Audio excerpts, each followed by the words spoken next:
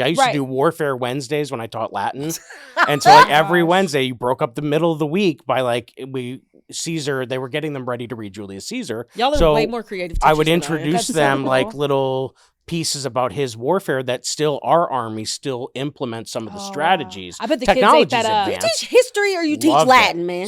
So that's the beauty of Latin. That's why I picked Latin, because I can literally teach everything. So what I would do is on a good day, I'd take them outside. Our school's on a hilltop. We would walk the perimeter of the entire school in our middle school. We'd stop and look at every hillside. And then they would have to look at the hillside and say, which one of these is the weakest just naturally as it is?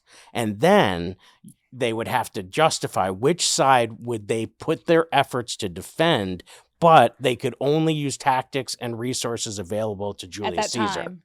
And wow, then, that would really put them in the time, because I think a lot of kids have a struggle with time periods and what's the difference. And I had been giving them those Warfare Wednesdays were the material from old textbooks and they kept, it was so old, the one textbook, they kept calling it the Great War. They were calling World War I the Great War, and the kids are like, what's the Great War? I'm like, what's World War I? Why didn't they call it that? Because there wasn't World War II yet. This was published in like the early 1916, 17.